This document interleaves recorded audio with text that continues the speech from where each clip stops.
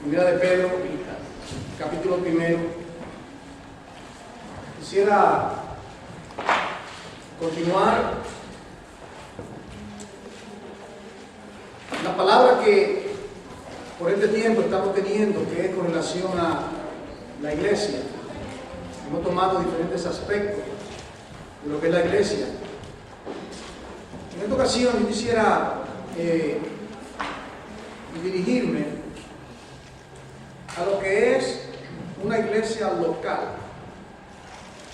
Cuando decimos una iglesia local, estamos hablando de nosotros acá como iglesia local, y como toda iglesia que se congrega en cualquier lugar en el mundo. Una iglesia no es este edificio.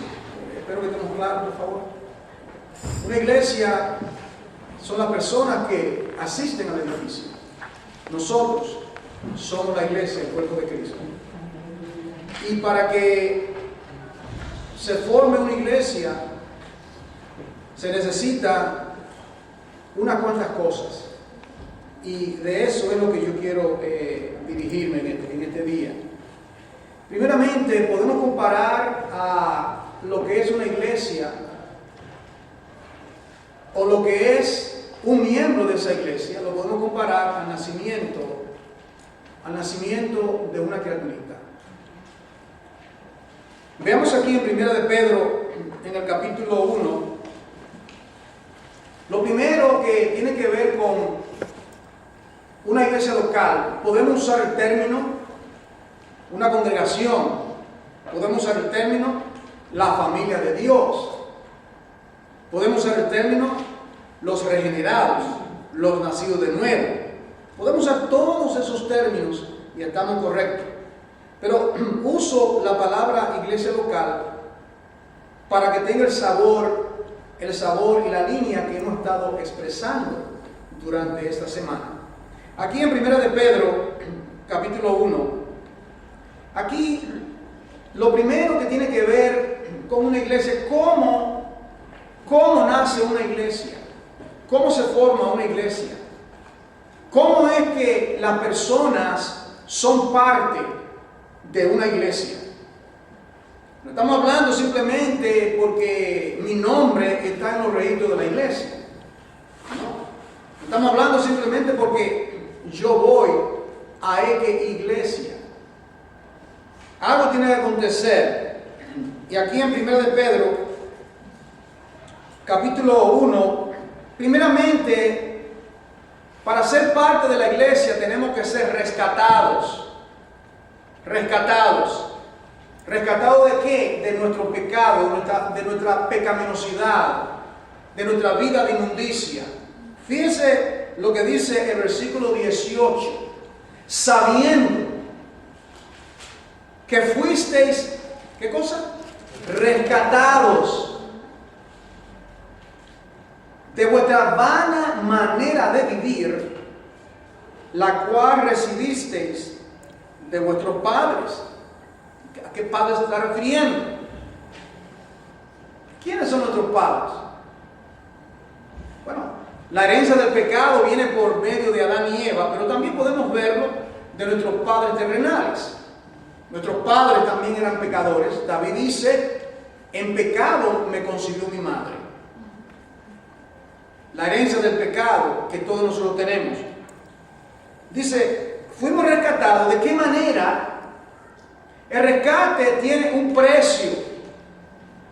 Es ser rescatado por medio de un precio.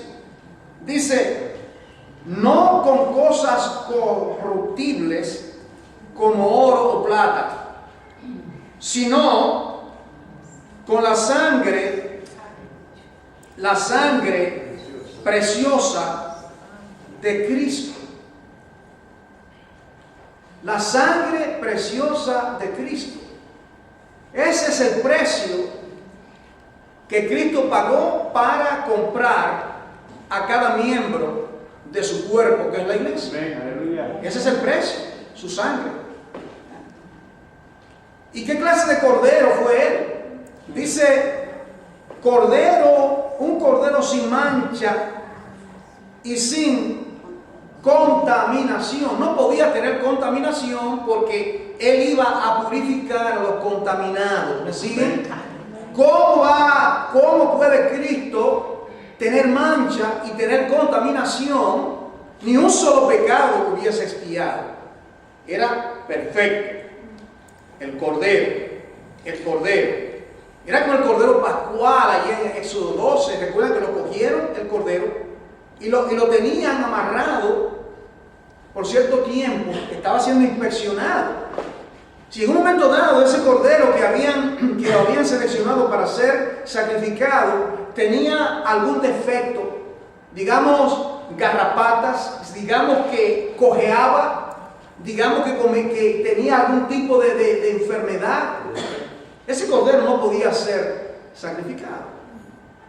Cuando Cristo fue arrestado allá, que Pilato, que Caifás, que el otro y que el otro, él fue procesado y él fue inspeccionado.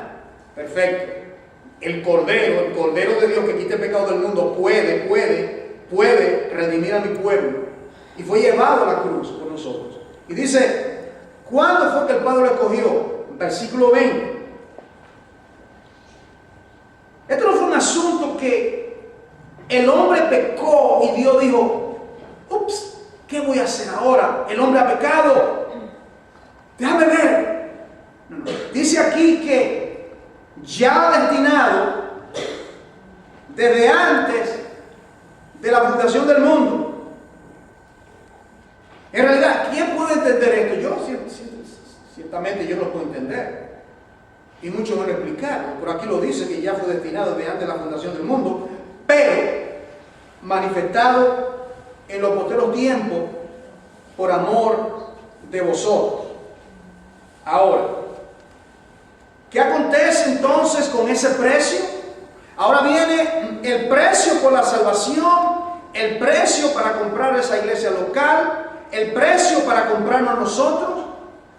¿Y de qué acontece entonces? ¿Qué es lo que acontece en la vida suya, en la vida mía, para comprarlo? Versículo 23 entonces. Dice, siendo renacido. El versículo 22 dice que Él nos purificó de nuestras almas por la obediencia a la verdad. Nos purifica, ¿verdad? Nos purifica con la sangre. ¿Qué acontece? Siendo renacidos, no de simiente corruptible, sino de incorruptible, por la palabra de Dios que vive y permanece para siempre. Aquí está otra vez la analogía, cuando Él dice que hemos heredado el pecado de nuestros padres. Ejemplo, mi papá era un pecador, se casó y engendró pecadores, aquí estoy yo. Me casé y engendré a otros pecadores, y los pecadores que yo engendré se casarán y engendrarán otros pecadores, porque el pecado lo hemos heredado. Por eso que dice, no de simiente corrupta, ¿me entienden? El hombre engendra corrupción. Amén. Y por eso es que todo el género humano está contaminado. Todo ser humano está contaminado porque los hombres llevan la herencia pecaminosa. Y ahora se necesita a alguien que nos engendre, que no tenga pecado. Y de ahí Jesucristo y de ahí la salvación. Y por eso es que dice aquí, siendo renacido. La palabra renacido, ¿qué significa? Nacer de nuevo. Naciendo de nuevo. Porque nuestro primer nacimiento es en el pecado, es corrupto. Siendo renacido. Y ahora viene, no como la simiente de papá y mamá, ¿te das cuenta? No como la simiente que depositó mi papá en mi mamá, no, sino de simiente incorruptible. ¿Me sigue? Entonces, si papá engendra criaturas pecaminosas porque su simiente es corrupta, ¿qué va a acontecer si alguien engendra una simiente incorruptible? ¿Qué acontece? Que lo que engendra es incorruptible. Ese es el nuevo nacimiento. Y lo pone de esta manera. El medio que es usado es la palabra de Dios. La palabra de Dios es Cristo mismo, el verbo, la palabra. ¿Por qué? Versículo 24. Porque toda carne es como hierba, se pasa. Y toda la gloria del hombre como la flor de la hierba. La hierba se seca, ese es el hombre. La flor se cae, esa es la gloria del hombre. Mas la palabra del Señor permanece para siempre. Y si permanece para siempre, eso significa que aquellos que han sido engendrados están destinados a permanecer para siempre. Entonces, así se comienza la iglesia. Así se comienza la iglesia. En primera de Timoteo, pásate a primera de Timoteo ahora, por un momento. Primera de Timoteo. Quiero ver con ustedes. Entonces, el nacimiento, ¿cómo nace una iglesia local? ¿Cómo nace usted de nuevo? Por medio de la palabra. Primera de Timoteo, capítulo 1, versículos 15 y 16. La pregunta es la siguiente. ¿Y cuál es la evidencia de que esa palabra, que permanece para siempre, que es incorrupta, que es Cristo mismo, cuál es la evidencia de que esa palabra ha hecho efecto, ha impactado la vida? Primeramente tenemos que recordarle lo que dice Romanos 1:16, que dice: porque yo no me avergüenzo del Evangelio, porque es poder de Dios para salvación al judío primeramente y también al griego. Entonces, cuando nace un creyente, cuando nace una persona de nuevo, lo voy a poner en diferentes términos, cuando viene la conversión a una persona, eso se demuestra. Dice el versículo 15, 1 Timoteo 1:15, palabra fiel y digna de ser recibido por todos. ¿Cuál es la palabra? Que Cristo Jesús vino al mundo para salvar a los pecadores.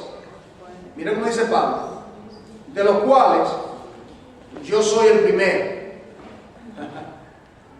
¿Por qué que Pablo dice que él es el primero? Porque Pablo era un perseguidor de la iglesia. Era un hombre malo. Era un perseguidor de la iglesia. Y él dice: yo, en la lista de los pecadores, yo cojo el primer ticket. Pongan a mí el número 1. Yo estoy el primero. Versículo 16. ¿Cómo se demuestra a esos que son pecadores que Cristo vino por medio de esa palabra que es digna, esa palabra que es digna de ser recibida? Cristo, la palabra recibida. ¿Cómo se demuestra? Pero por esto fui recibido a misericordia. Ahí está. Se demuestra en que nosotros somos recipientes de su misericordia. Eso es lo que está diciendo. Dice: ¿para qué? ¿Para qué Dios llama al creyente y nos somos establecidos en una iglesia local como esta o todas las congregaciones en el mundo? Las genuinas estoy hablando. ¿Cuál es la finalidad? ¿Qué quiere Dios hacer por medio de tu vida ahora que eres salvo, hermano? Por medio de tu vida, hermana, ahora que eres salvo. No importa el tiempo que tenga sirviendo a Dios. Nosotros somos espectáculos, nosotros somos ventana. Dice aquí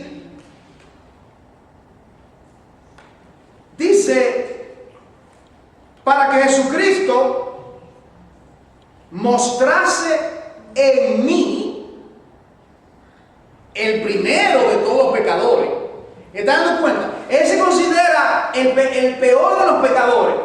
Y él dice, yo he recibido misericordia. ¿Cuál es la mentalidad, la meta, el propósito de Pablo? Que la palabra que vive y permanece para siempre ha sido sembrada dentro de él. ¿Cuál es la finalidad? Dice aquí, para que Jesucristo mostrase en mí, note usted, no dice por mí, sino en mí. ¿Me está entendiendo? En mí, dentro de mí, esa obra que Cristo ha hecho en mi vida se va a manifestar, se va a proyectar por medio del cambio. El cambio que Jesucristo efectúa en la vida de aquellos a que Él salva. Dicho sea de paso, si una persona se convierte y no cambia, esa persona no se ha convertido. Esa persona tiene que cambiar. Tiene que cambiar. Es el proceso de la santificación, desde la conversión hasta la tumba, o hasta que Cristo regrese por él o por ella. Y es una metamorfosis, una transformación, un cambio. Dice aquí, para ejemplo de lo que habrían de creer en él para vida eterna. En otras palabras, dice Pablo, yo que soy el pecador, el número uno en la línea, yo recibo esa palabra incorruptible. Esa palabra me ha impactado, y lo que Dios quiere hacer con Pablo y con todos los Pablos que están aquí, y las Marías y los José y los Juanes, etcétera, lo que Dios quiere hacer con cada uno de nosotros es que seamos modelos para que la gente vea el poder del Evangelio en la vida de su pueblo. Si Dios hizo eso con Pablo, que era un perseguidor de la iglesia, una persona que aborrecía la iglesia, ciertamente ese Dios puede hacerlo conmigo. Y eso lo decimos hoy a los que escuchan la palabra. Ciertamente Dios lo puede hacer. Ahora, lo segundo, primeramente, el nacimiento por la palabra, la simiente, la palabra que vive y permanece para siempre, para que sea una demostración, que la gente vea el poder de Dios en nuestra vida.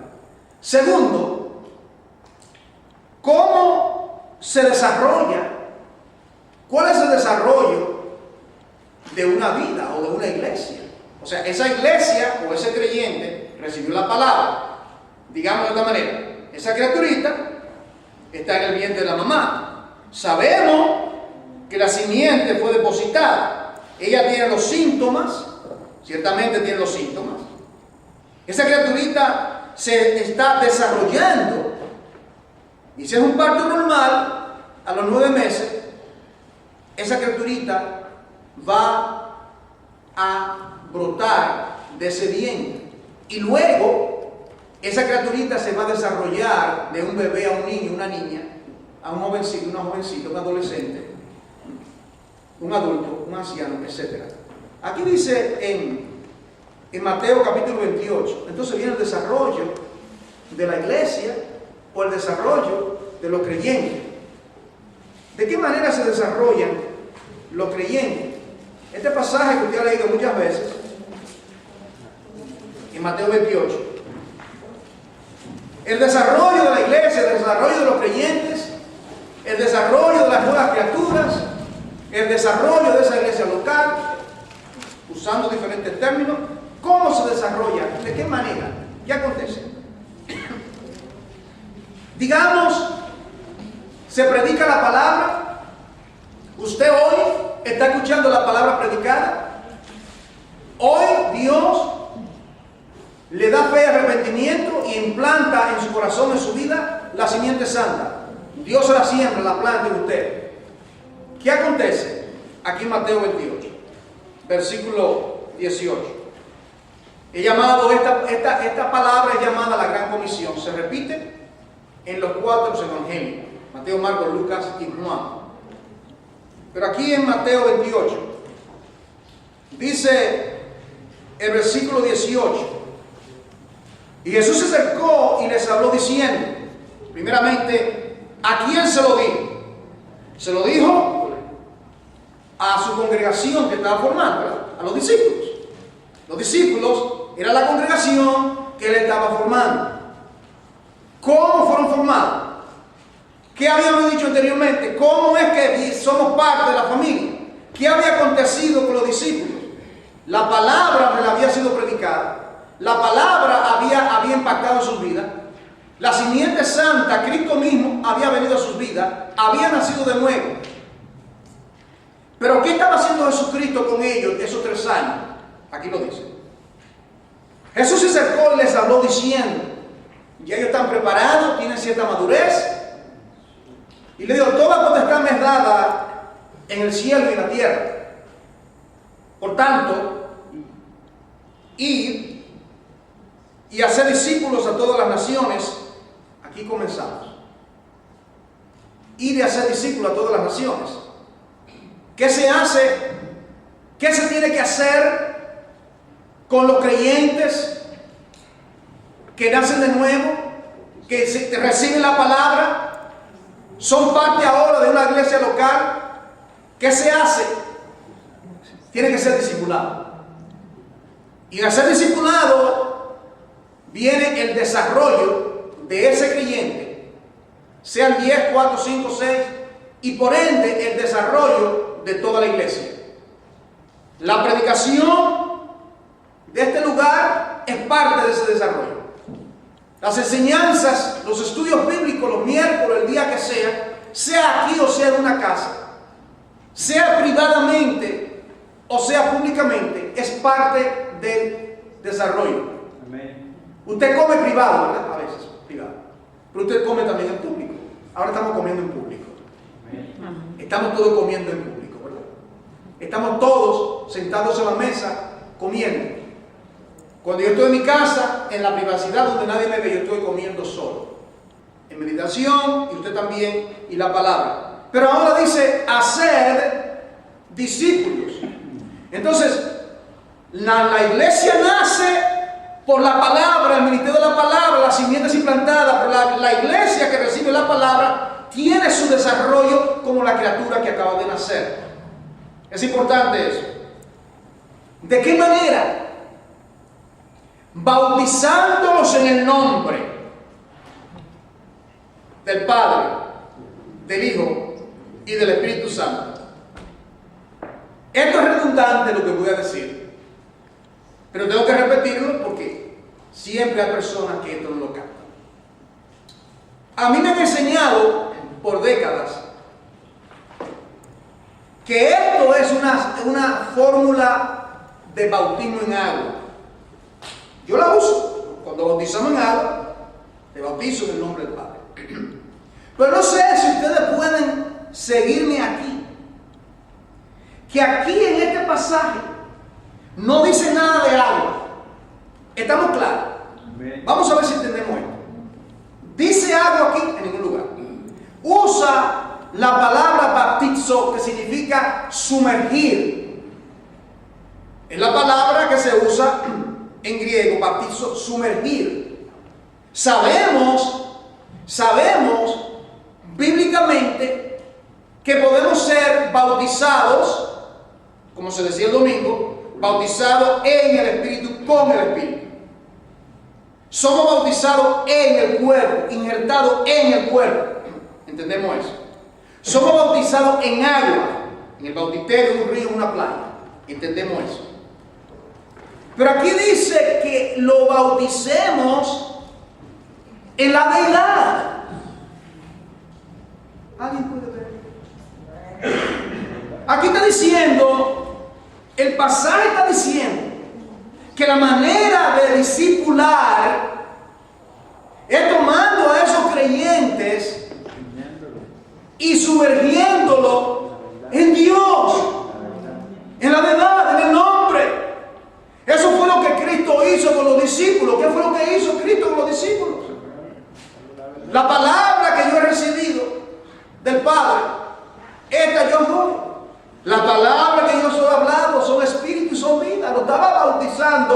en el nombre, en su propio nombre, con el poder del Espíritu Santo, por orden del Padre. ¿Cuánto lo pueden ver? Entonces es sumergir a los creyentes, bautizándolo. Y para más confirmación de esto que estamos diciendo, mírenlo aquí. ¿Qué dice el versículo 20? Ahí está el árbol. ¿Cuál es el árbol? Enseñándole. Ese es el árbol. Enseñándoles. Lo bautizamos enseñándoles. Hoy estamos siendo bautizados en el agua. Estamos siendo sumergidos en el agua. Cuando tienen un estudio bíblico, esa hora que sea, usted está siendo bautizado, sumergido con todo el consejo de Dios, con toda sana doctrina. Usted está siendo sumergido en Dios. En la deidad estamos siendo sumergidos. Enseñándoles que guarden, mire el currículum, todas las cosas que yo os he mandado, y aquí yo estoy con vosotros todos los días hasta el fin del mundo. Entonces, ¿de qué manera se desarrolla? Se forma una iglesia local. ¿De qué manera se forma esa iglesia? Que recibe la palabra. ¿De qué forma se desarrolla un creyente que recibe la palabra? Bautizándolos, sumergiéndolos, llenándolos, enseñándoles, instruyéndoles.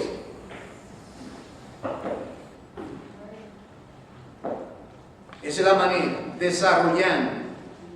Ahora, aquí en Lucas, para que usted vea un ejemplo, este para mí es uno de los ejemplos clásicos de lo que significa bautizándonos en el nombre. Aquí el bautizador es Cristo que había resucitado. Lucas 24, amados, Lucas 24. Él había resucitado.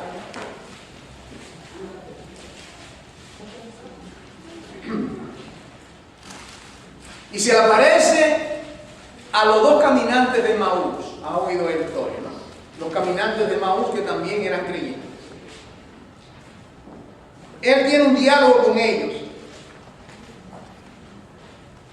Lo llaman un forastero. ¿Eres tú el único forastero?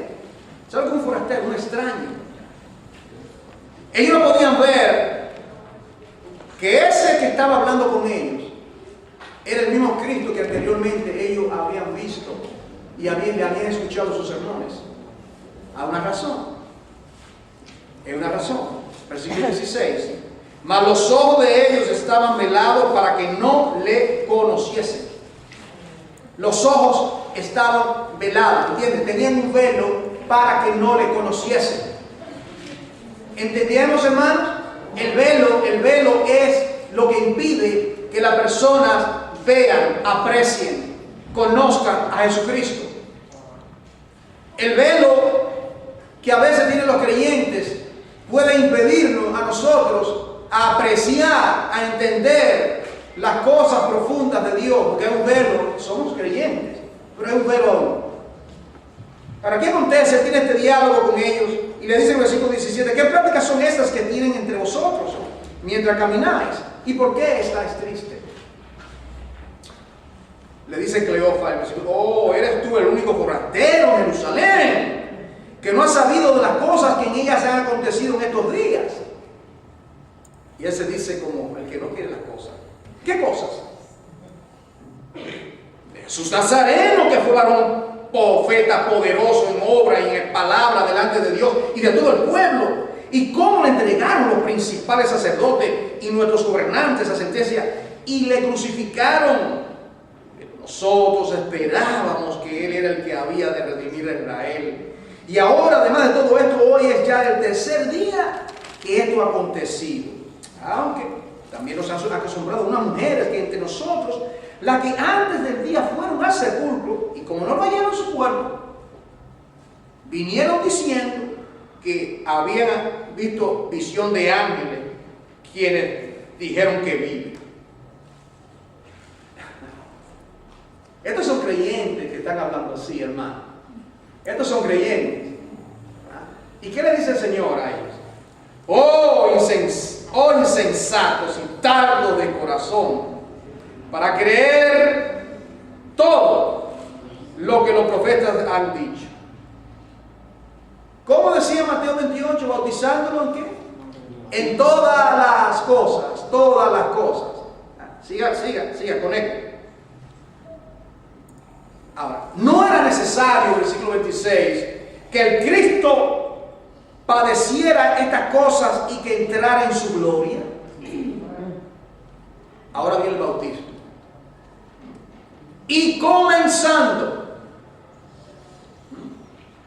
¿cómo puede desarrollarte, oh iglesia local? ¿Cómo te vas a desarrollar si no es por medio de las Escrituras? Si no amas las Escrituras, si no te sumerges en las Escrituras, si no participa, estudia, escudriña las Escrituras privadamente y públicamente. ¿Cómo? Dice, y comenzando. Mire por dónde comenzó, hermano. Él comenzó por Génesis. ¿Se da cuenta? Él comenzó por Génesis. Comenzando desde Moisés.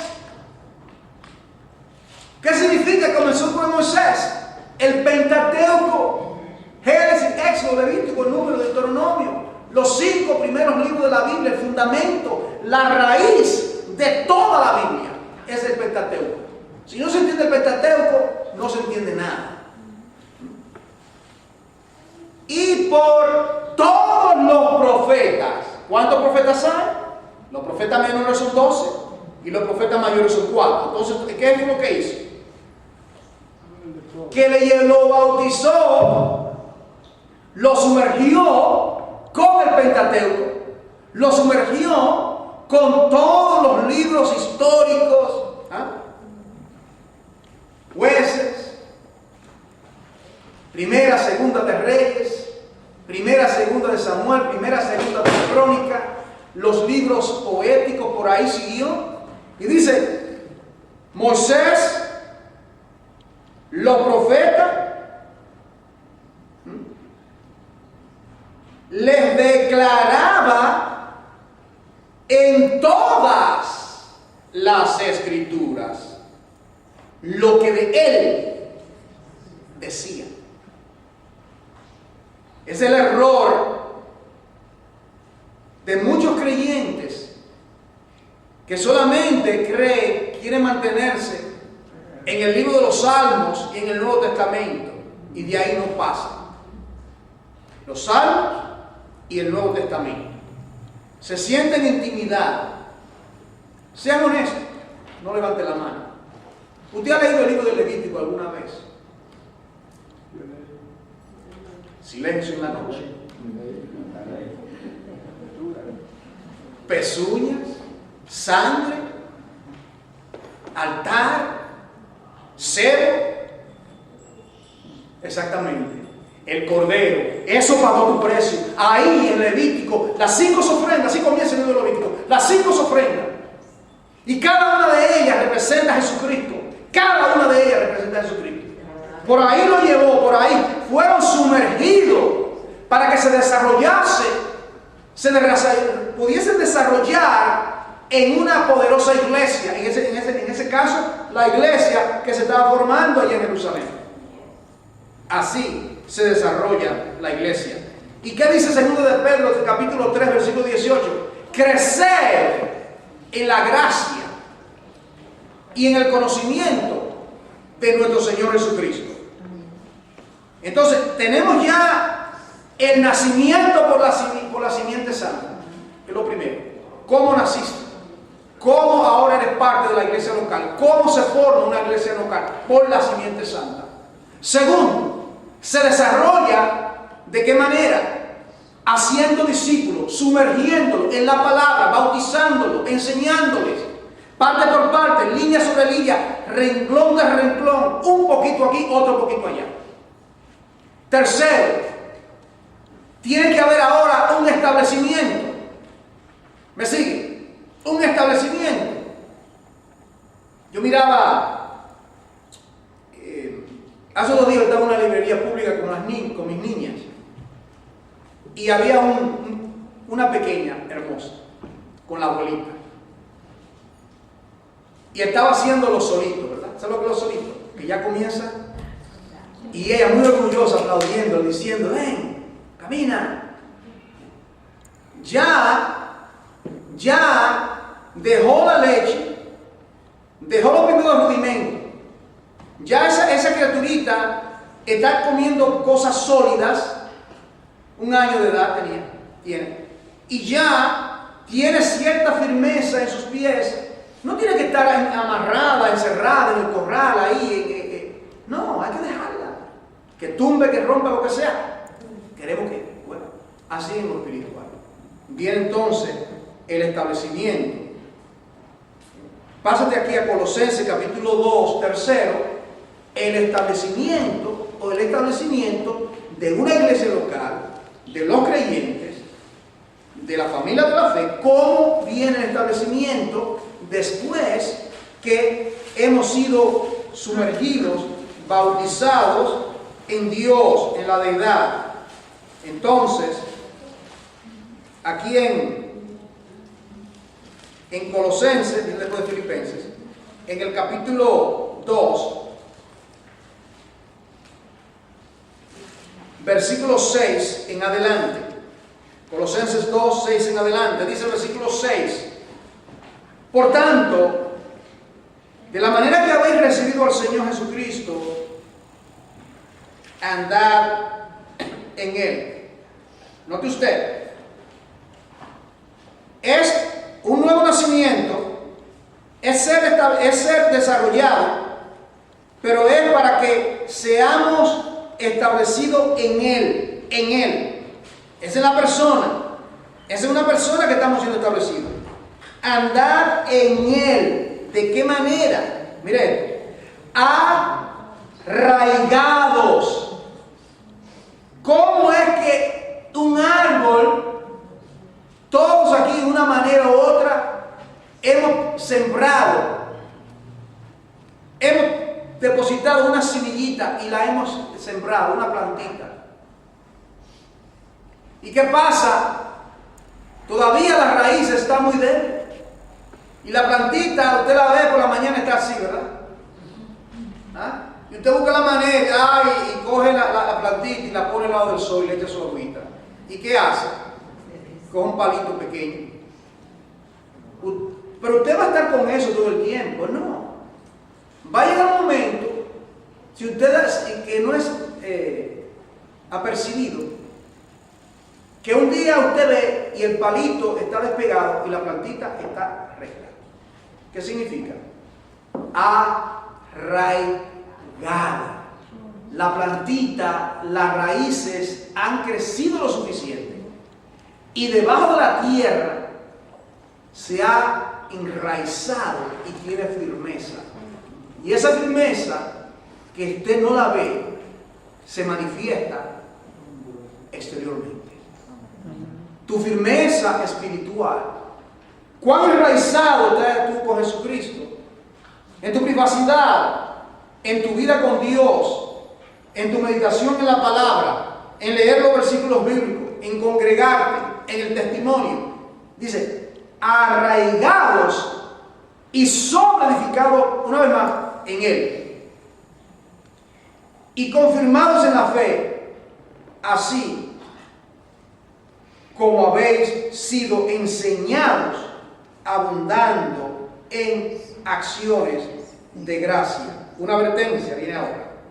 Mirad que nadie os engañe por medio de filosofías huecas y sutilezas, según las tradiciones de los hombres, conforme a los rudimentos del mundo, y no según Cristo. Porque en Él habita corporalmente toda la plenitud de la deidad. Una vez más, y vosotros estáis completos en Él, que es la cabeza de todo principado y potestad. Note esa expresión, andando en Él, arraigado y solidificado en Él. Versículo 10. Completos en Él. ¿Qué estamos diciendo? Que nuestro establecimiento, el establecimiento suyo y de todo creyente y de una iglesia local, es ser establecido en Él. Te lo digo y lo veo. Hasta que no esté establecido en Él, vas a ser un creyente zigzagueante. Te da lo mismo, congregarte como no congregarte, orar como no orar, leer la palabra como no leer la palabra. Eso es porque todavía tus raíces están muy, pero muy débiles. ¿Qué está aconteciendo? ¿Qué se hace? ¿De qué manera? Hay que poner el palito, la varita, hay que moverte, ponerte, si estás en la sombra, ponerte en el sol. ¿Para qué? De una manera necesita ser arraigado y sobre edificado en Él. En Efesios capítulo 2, llegando aquí a estos últimos aspectos de lo que estamos hablando, Efesios capítulo 2, la iglesia es establecida por medio de ministerios fundamentales. La iglesia, para que sea establecida, Dios usa, mire el versículo 20, edificado sobre el fundamento de los apóstoles y profetas. El fundamento de los apóstoles y los profetas, es decir, todo lo que los profetas del Antiguo Testamento dijeron y los apóstoles del Nuevo Testamento dijeron, siendo la principal piedra del ángulo Jesucristo mismo, en quien todo el edificio, o la iglesia local, el edificio, bien coordinado, va creciendo para ser un templo santo en el Señor. Aguarda un momento, Pablo, los edificios no crecen. Dice aquí un edificio. Los años que he estado aquí en este lugar, que está de la misma dimensión. Pero lo que Pablo está hablando es que por cuanto Cristo es la vida y Cristo es vida, todo lo que está en Él tiene vida y está destinado a crecer. Bien. Al estar en Él, recuerden lo que dijimos de la vara. ¿Qué aconteció con aquella vara arrancada, la vara de Leví? ¿Qué aconteció? Que estaba completamente sin raíces. ¿Por qué reverdeció? ¿Dónde estaba? ¿Dónde está la vida? Dentro del arca. La pusieron, tomaron esa arca sin vida, sin raíces, muerta, y la depositaron, la sumergieron dentro de Dios, el arca, la Shekinah. ¿Y qué aconteció por la mañana? Reverdeció, floreció y echó almendras. Eso acontece en su vida y en la mía cuando estamos en la presencia de Dios. Crecemos, reverdecemos para gloria de Él. Entonces, el establecimiento en Cristo por estos ministerios fundamentales. Dios usa, aquí dice, los apóstoles y los profetas. Y también Dios usa supervisión. ¿Sabes lo que es supervisión? Mire un ejemplo aquí en Hechos. Supervisión es cuando se establece una iglesia local y luego se supervisa. Le voy a dar un ejemplo. Pablo y Bernabé salieron de la iglesia de Antioquía, la iglesia local de Antioquía, apartaron y salvo a Bernabé para la obra del ministerio. ¿Te recuerdan eso? Ellos dieron esa gira misionera, establecieron diferentes congregaciones, iglesias locales. ¿Cómo lo establecieron? Siga, la palabra está todo aquí. ¿Cómo lo establecieron? La simiente, la palabra predicada, lo bautizaron en el nombre, lo llenaron de la palabra, se formaron congregaciones en todo ese lugar, regresaron a Antioquía, dieron un informe y ahora en el capítulo 14, versículo 2 dice que ellos regresan a dar una gira misionera y van por Derbe, ciudades de la Caonia, el versículo 6, y la región circunvecina, versículo 7. Allí predicaron el Evangelio. Y usted nota, si usted lee todo el capítulo, que ciertamente no tenemos el tiempo para hacerlo ahora, ellos regresaron de nuevo y dijeron, vamos a ver cómo están los hermanos, dijeron ellos. Vamos a ver cómo están los hermanos que ya que recibieron la palabra por la simiente sembrada, por la palabra que vive para siempre, fueron bautizados en el nombre, estuvieron con ellos un tiempo, se comienzan a formar el ancianato y el diaconado de la iglesia, los ancianos y los diáconos, el gobierno de la iglesia. Vamos a ver cómo están. Entonces van ellos y lo fortalecen, le enseñan, hoy diríamos dan conferencias, dan estudios bíblicos, dan ministraciones, van con ese fin de ayudar, de que sean establecidas. Ahora, esto último ahora, cuarto, viene la responsabilidad suya como miembro de una iglesia local. Escúcheme bien. Viene la responsabilidad de esa iglesia local. Entienda, esa iglesia local, usted, yo, todos que somos parte del cuerpo de Cristo, hemos recibido la palabra, hemos sido sumergidos, nos hemos desarrollado, alguien nos ha ayudado espiritualmente. Ahora tenemos una responsabilidad. Véanlo aquí. En Lucas capítulo 17,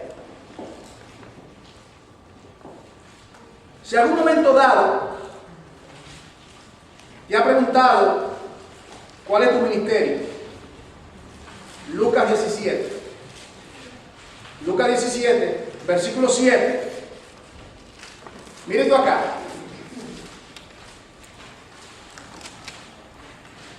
¿Cuál es la responsabilidad de una iglesia local, una iglesia, un creyente que ha nacido de nuevo por la palabra, que se ha desarrollado, ya es un discípulo por medio de las Escrituras, está establecido, tiene raíces, está en Cristo, está fuerte, ya no está gateando, ya está caminando?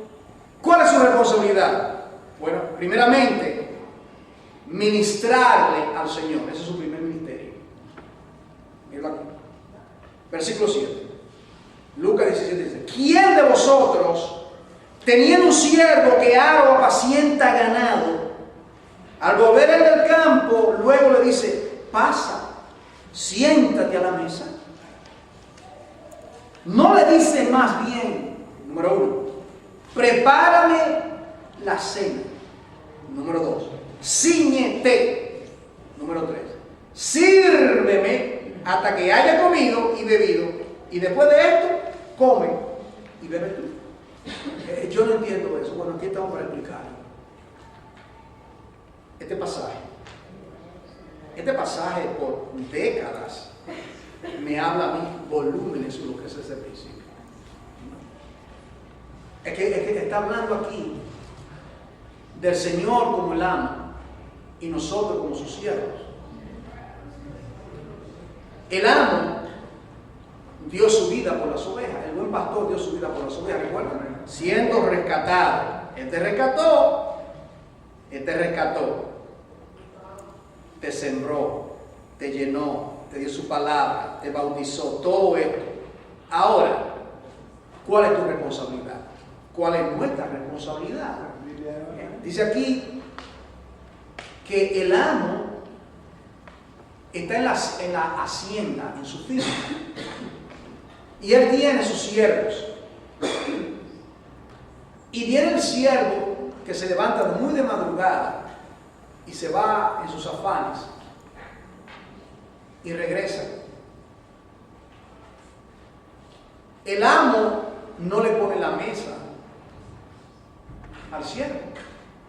Porque el siervo fue comprado, le pertenece, ¿me entiendes? Le pertenece. ¿Recuerdan los esclavos que le horadaban la oreja? ¿Recuerdan? No quiero ser libre, y le marcaban la oreja para que permaneciese. ¿Recuerda ese mensaje? Fue horada, tu oreja ha sido marcada.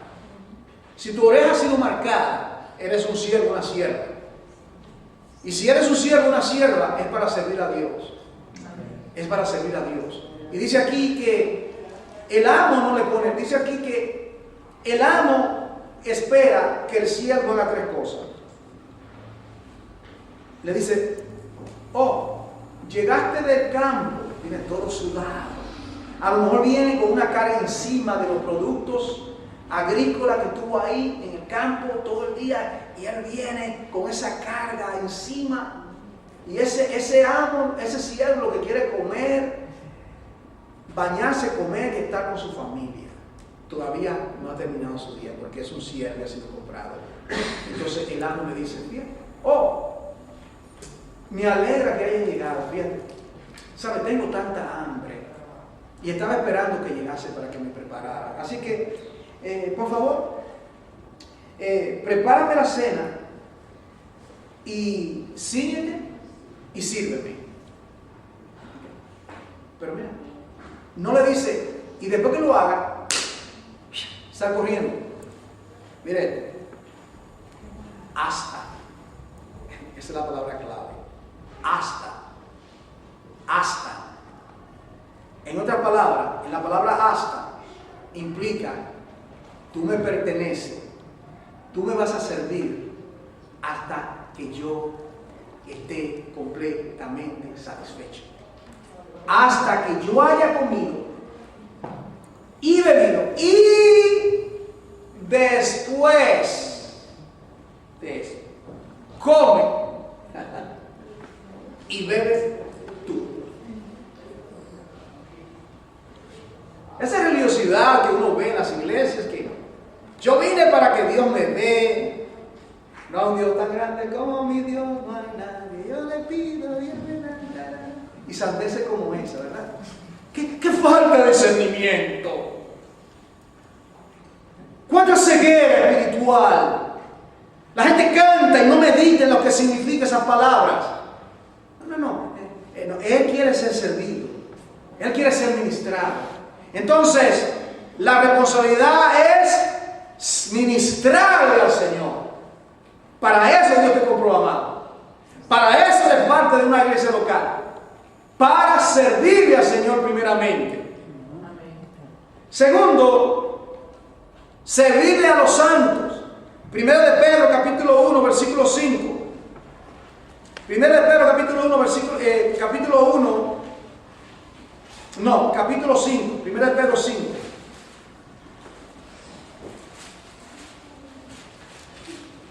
Ruego a los ancianos que están entre vosotros, yo también con ellos, y testigo de los padecimientos de Cristo, que yo soy también participante de la gloria que está revelada. Mire, apacentar la grey de Dios. Entonces, todos los santos ministramos al Señor. Esa es nuestra responsabilidad. Los santos, todos. El trabajo de los pastores, entiendan, los ancianos, los pastores, ¿qué hacen? Apacentar voluntariamente la grey de Dios, sin tener señoría de ellos, sino siendo ejemplo de la grey, etcétera, etcétera, etcétera. Y le impide a los jóvenes estar sujetos y sumisos, en fin. Y luego viene lo que significa, mire esto, ministrando al Señor, ministrando a los santos. ¿Qué falta? ¿Quiénes faltan? ¿Quiénes cree usted que le corresponde ministrarle ahora? Si le está ministrando al Señor y le está ministrando a los santos, ¿quiénes faltan? Lo del mundo. Falta ministrarle al mundo. Cuando estábamos predicando la palabra afuera, el sábado pasado, o durante el día que sea, cuando usted se dirige a una persona y le lleva la palabra, usted está ministrando al mundo. En Hechos 2, En Hechos 2 dice, versículo 47 solamente, dice que ellos perseveraban, versículo 47, unánime cada día en el templo, participando el pan en las casas, comían juntos con alegría y sencillez de corazón, alabando a Dios y teniendo favor con todo el pueblo. Y el Señor añadía cada día a la iglesia lo que habían de ser salvos. Entonces ellos salían, compartían, se gozaban en el Señor, y el Señor continuaba añadiendo. Versículo 7 del capítulo 6 de Hechos dice: y crecía la palabra del Señor y el número de discípulos se multiplicaba grandemente en Jerusalén. También muchos sacerdotes obedecían a la fe. Entonces ahí está la responsabilidad. Y ahora viene la expansión. Esto es lo último. Un par de minutos más para concluir. Falta ahora la expansión. Yo quiero que usted lo vea claramente. Número 1, ¿cómo nace una iglesia local? Por la palabra sembrada. Segundo, esa iglesia local o ese creyente, esa iglesia local, se va desarrollando por medio de un discipulado. Tercero, viene el establecimiento en Cristo, ser enraizados. Eso es lo tercero. Cuarto, viene la responsabilidad de aquellos que han sido discipulados. Y si son discipulados, viene ahora la expansión de la obra de Dios dentro de usted y dentro de mí. Por ejemplo, usted recibe la palabra y comparte el evangelio con una persona que no conoce a Jesucristo. Esa persona, Dios le da fe y arrepentimiento, y esa persona se torna a Jesucristo. ¿Qué ha acontecido? Que ha habido la expansión de la obra. La obra que Dios ha hecho en usted, ahora Dios la ha hecho en esa otra persona. Y esa otra persona es parte del cuerpo de Cristo de una iglesia local. ¿Me sigue ahí? Ahora, ¿de qué manera lo hizo? Hechos 1:8. Y recibiréis poder cuando haya venido sobre vosotros el Espíritu Santo, la expansión de la obra, y me seréis testigos, 3 círculos, en número 1 Jerusalén, Judea, Samaria y hasta los últimos confines de la tierra. La expansión de la obra. La expansión de la obra. Por Pablo, no. Por Pedro, no. Por todos los creyentes. Por todos los creyentes. La expansión de la obra. Se lleva esa obra. Ahora, ¿qué acontece cuando la iglesia no obedece? La inversa, Hechos 8:1. Y y Saulo de Tarso asolaba la iglesia. Y hubo gran persecución. ¿Y qué dice? No lo estoy leyendo, estoy de memoria. Y los que fueron esparcidos, fueron predicando la palabra por todo lugar, salvo los apóstoles que se quedaron en Jerusalén. La expansión de la obra. Estaban estancados en Jerusalén, habían llegado a Samaria, habían estado en otros lugares, pero todavía la obra no se había expandido hasta los últimos confines de la tierra. ¿Por qué usted conoce el Evangelio? Por esa persecución de Hechos 8:1. Por eso. Esa palabra se fue expandiendo y ha llegado hasta los últimos de la tierra. Entonces, viene lo que es la expansión de la obra. Y esa palabra, finalmente, para concluir, 1 Tesalonicenses capítulo 1, quiero llevarte este pasaje y con esto concluimos. 1 Tesalonicenses capítulo 1.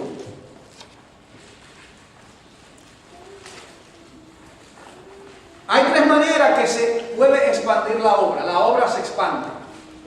La expansión de la obra. Tome capítulo de esto. Pues usted, Dios lo llama misionero, a ser pastor, lo que Dios tenga preparado en su vida. dirigir lo que Dios tenga con su vida, tenga esto muy presente. Y no se lleve de normas, libros humanos, ideas incorrectas. Todo lo que necesitamos para ministrar, todo, absolutamente todo, está en las Sagradas Escrituras. ¿Cómo se expande la obra? ¿De qué manera se expande la obra? ¿Cómo se puede expandir? Vamos a poner práctico. ¿Cómo se está expandiendo esta obra local de la iglesia, el cuerpo de Cristo? ¿Cómo se expande? Usted, predicando el Evangelio en su Jerusalén, que es aquí. Otros, como este servidor, que puede ir a otra parte del mundo, ya la obra está siendo expandida. Ya la obra está siendo expandida. En Miami y en otros puntos. Ya la palabra, la misma palabra, está siendo llevada a otros lugares. Mira, por ejemplo, de qué manera se puede expandir la expansión de la obra de una iglesia. 1 Tesalonicenses capítulo 2, versículo 13. Los tesalonicenses, ¿cómo se formó la iglesia de Tesalónica?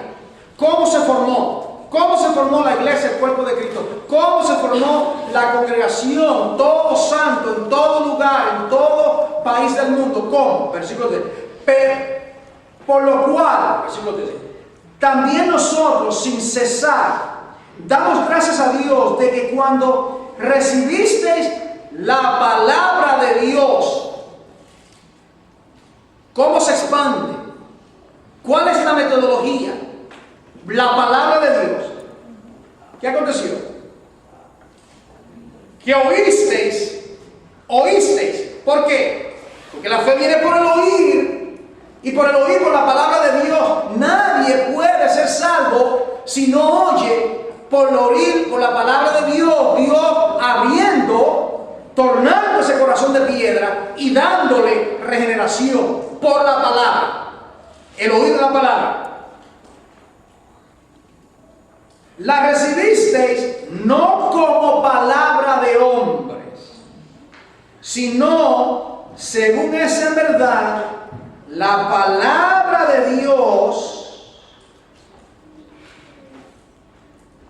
Entonces, en este texto puedo ver que lo que hace eficaz la expansión de la obra es no la eficaz del predicador, no es la oratoria del predicador, los dones, el carisma, el léxico. Esto es irrelevante porque Pablo dice, no hay muchos nobles entre vosotros. Dios ha querido salvar por la locura de la predicación, por personas como ustedes, común y corriente. Esto no es asunto de erudición, esto es asunto de la eficaz de la palabra. Y dice, actúa en vosotros los creyentes. Entonces, la obra se expande. Mírenlo, yo espero que usted lo esté mirando por dos partes. Esto tiene que ver con usted personalmente, primeramente. Y luego, cómo esta misma palabra se aplica a una iglesia local. Hay dos verdades que estamos diciendo simultáneamente. Primeramente, la palabra de Dios actúa poderosamente dentro de usted. Actúa poderosamente dentro de una iglesia.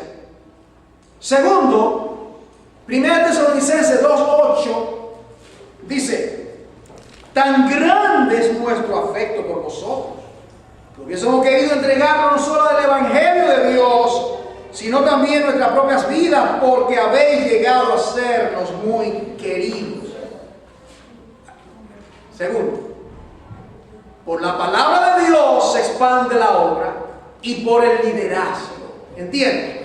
En este caso, la palabra de Dios estaba expandiendo por medio de Pablo. Pablo fue el instrumento que llegó a ese lugar, sembró la palabra y regresó a otros lugares. Como el sembrador. El sembrador no está sembrando y está día y noche mirando lo que está pasando. Él sembró. Apolo regó. ¿Quién da el crecimiento? Dios. Dios da el crecimiento. Porque tiene que ser una palabra no adulterada. Y tercero, capítulo 1, versículos 6 al 9.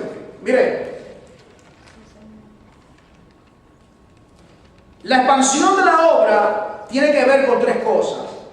Número uno, se expande por la eficacia de la palabra. ¿Cuán eficaz ha sido la palabra en tu vida? Esa palabra tiene que salir, tiene que ser predicada, tiene que ser enseñada, tiene que ser esparcida por todo lugar. Tu vida, la palabra. Segundo, el liderazgo, los líderes, la persona que Dios tiene como líderes, van y siembran la palabra por otro lugar. Tercero, la congregación ahora. Primera Tesalonicenses 1, 6 al 9. Dice, y vosotros viniste a ser imitadores de nosotros y del Señor. ¿Se están dando cuenta? Así como Pablo y los otros fueron y predicaron la palabra, ellos fueron impactados y comenzaron a imitar a Pablo. ¿Y qué hicieron ellos? ¿Qué hicieron ellos? Recibiendo la palabra en medio de gran tribulación, con gozo del Espíritu Santo, de tal manera que habéis sido ejemplo a todos los de Macedonia y de Acaya que han creído. Fueron ejemplo a otros lugares. La expansión de la obra. Porque partiendo, aquí está la expansión, ¿eso qué significa? Partiendo, ¿qué significa? Expandiéndose, partiendo de vosotros, ha sido divulgada la palabra del Señor, no solo en Macedonia y Acaya, sino que también en todo lugar nuestra fe en Dios se ha extendido, la expansión, extendido de modo que nosotros no tenemos necesidad de hablar nada. Bendito sea Dios. No tenía necesidad ya Pablo de seguir predicando y dar sermones, porque la congregación había sido sembrada, desarrollada, establecida, y ya ellos hicieron la obra, y ahora la congregación manda la obra. Bendito sea el Señor. Que Dios permita, amados, que esto nos inspire a nosotros a añorar a que la obra de Dios individualmente, que la obra de Dios se comienza a expandir en mi propia vida como creyente. Pero el anhelo mío es que otros conozcan el glorioso Evangelio de Jesucristo. Oremos. Padre, en el nombre de Jesús, te exaltamos y magnificamos tu nombre en esta hora. Y te damos a ti las gracias por la bendición de poder predicar y enseñar tu palabra. Te pido que en el nombre de Jesús tú la hagas viva y eficaz para gloria de tu nombre y la expansión de tu iglesia en todas partes del mundo. En el nombre de Jesús. Amén.